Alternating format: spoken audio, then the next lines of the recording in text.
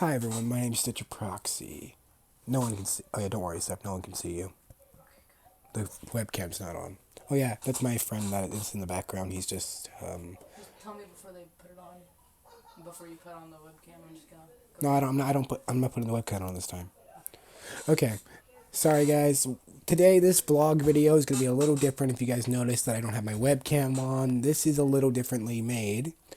I'm going to tell you guys because you guys know I'm a fan of creepypastas. My 11 favorite creepypasta characters, and one of them are on my screen page is Scarecrow. She is one of my favorites for a while. Other than that, we have Eyeless Jack, and I'll give you reasons why they are my favorite. Eyeless Jack is one of my favorites because when I heard his story, he was one of the characters that I attached to the most because he's like basically I'm a gamer guy and I get bored easily and sometimes I would leave the house and I sometimes would get in the wrong groups, but I don't understand sometimes like Eyeless Jack did, and I guarantee I would be like if what happened to Eyeless Jack happened to me, I would be in the same situation. Yeah, pretty much there. He is one of my favorites. Then we have Clockwork, one of my other favorites. Her story is that she was a little messed up as a kid. Her dad is a douchebag. Um, she was an artist. She loved drawing gore, and she was a very good artist, as its story said. But her parents thought it would be good to go to therapy, and she went a little crazy a bit. But she did cut a smile into her face, and then sewed it up. And she went to therapy, and then after the therapy, they took her to some doctors that messed with her body and psychologically fucked her up. They even like her eye color was normal, like I think it was brown, and then it turned to this green color, and yeah, she was strong enough to take down two guards and the doctor. And after she left the hospital, or the mental asylum, I call it, she went back home. She killed her mom. She killed her dad brutally.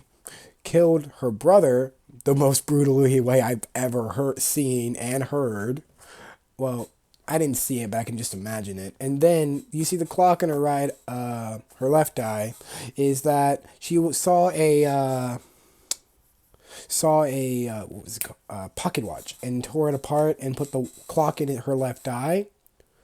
And her saying is, if you guys don't know it, is your time is up. And basically, yeah, she's one of my favorites for this reason because of her abilities, and I really like her for that. This one is one of my personal favorites. I'm sorry if you can't really see it very well. I'm gonna zoom in as much as I can to her. There we go. This is Nurse Anne. There's not a lot to her story other than she is a Frankenstein character that lives kind of like a Frankenstein zombie character that lives in a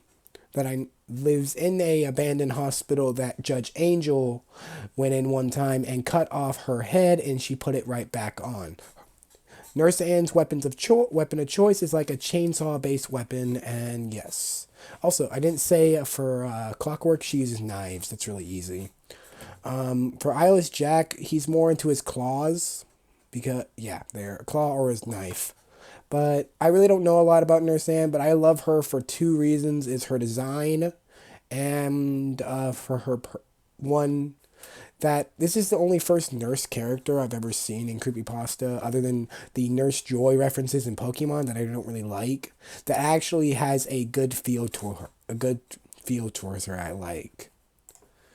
Then we have one of my favorites to art wise is Bloody Painter. Bloody Painter was just like me, Gary example is Seth right here. Just imagine you were an artist. You got bullied. You didn't get bullied for a while. You just stayed quiet. And randomly, someone finds a expensive watch that a girl belonged into her pocket, and the guy that was being bullied for the whole story basically put it in there where he can stop bullied. And Bloody Painter, I later in the story they were on the rooftop, and Bloody Painter, I don't remember his real name. The Bloody Painter was shaking him around on top of the rooftop, and accidentally the kid was almost going over the edge, but he's not that strong, and he tried to pull him back up, but he slipped and fell. And if you notice, there's a smile on his mask that is actually blood. Not everyone thinks paint. He why is he called Bloody Painter is that one he doesn't he uses your blood as his paint. And this kind of lets the term that don't mess with people to the point where they'll go psychologically messed up to this point here. Then we have one of my other here. This would be Jason the Night Stalker. Jason the Night Stalker was one of my favorites for another reason.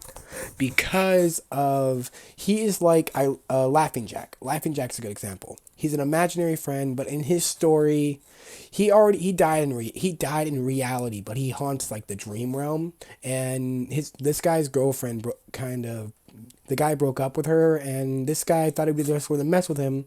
Like, every time you sleep, you'll see him in the corner, and there's this weird doll that shows him the whole thing that he controls, and it moves around so much in the series and psychologically mess with him. He doesn't kill them. The funniest thing, he does not kill them. He makes them kill themselves. That's what I really like about him, is that's one of my favorite characters for that reason.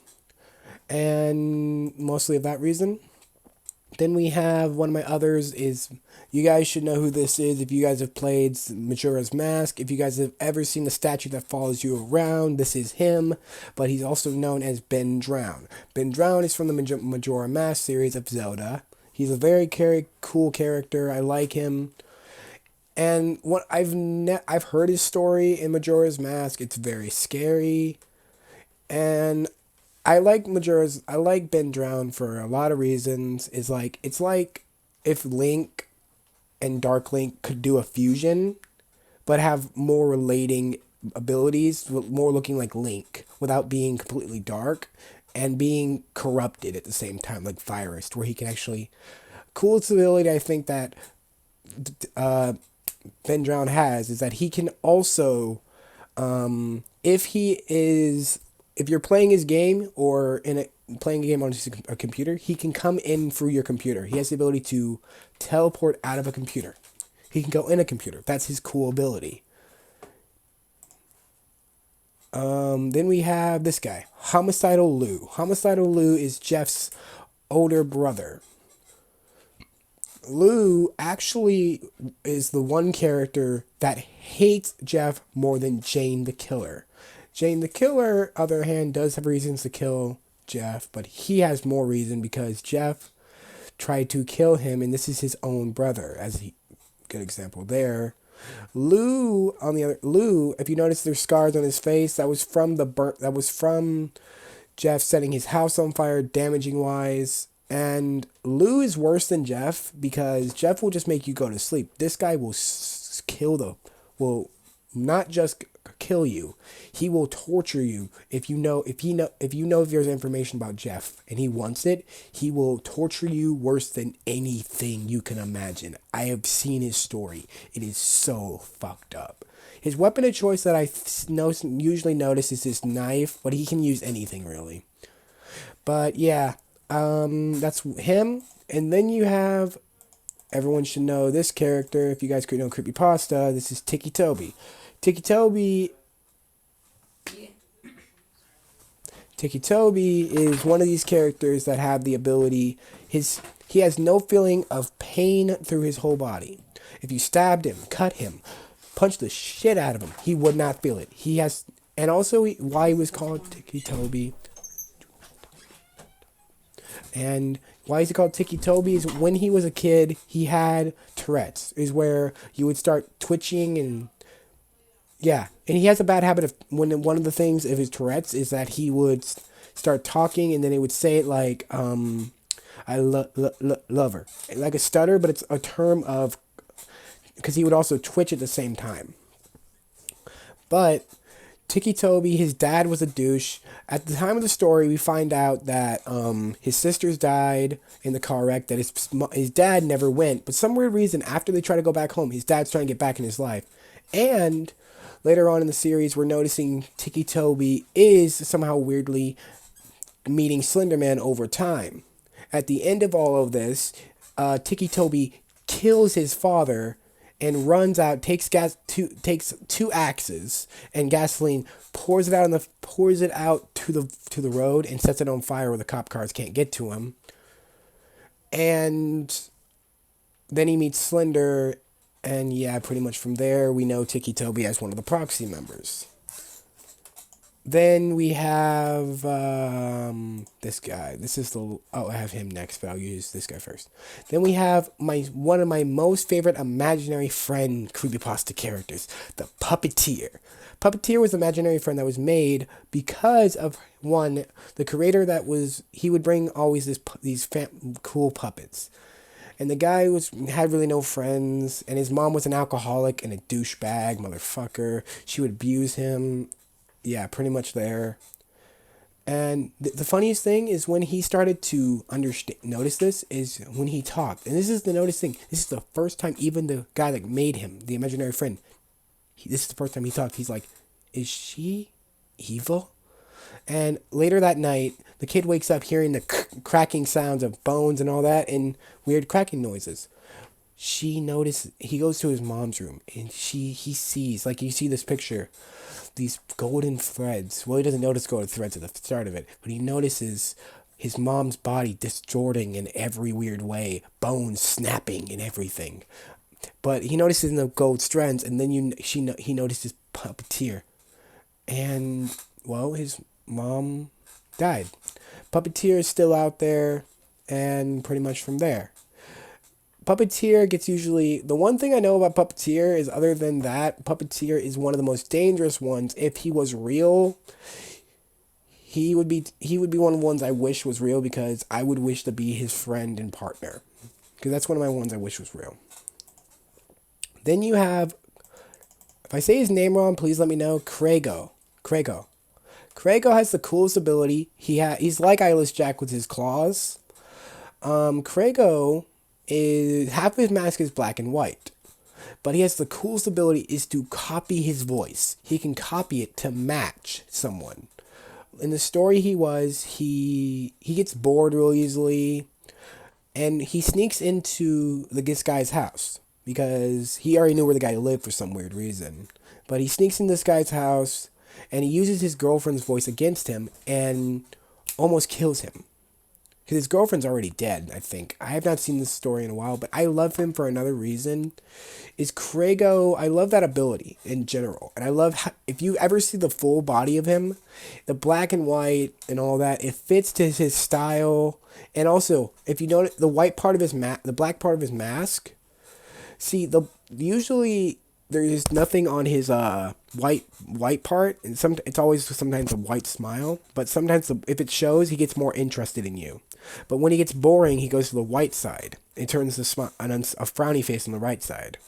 Yeah, he's very fast. He is very agile, and that's just why he is one of my favorite characters in creepypasta.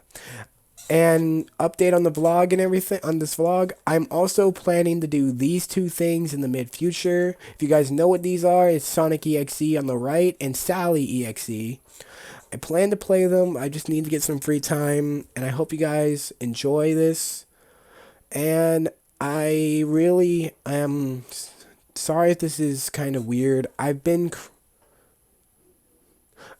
really busy for the last few days. I'm sorry if you guys have noticed I've been gaps in when I've been publishing stuff. Was because, one, I've been working on this right here is my spring research paper that I finally finished. But thank you guys. If you like this video, and I'm sorry I didn't use my face cam, it's just because a lot of people are here and they don't want to be videoed, and I understand that. And I hope see you guys next time. And I really enjoyed talking to all of you. To all my creepy creatures and creepypasta fans of the night, I'll see you guys later. Oh yeah, like and subscribe.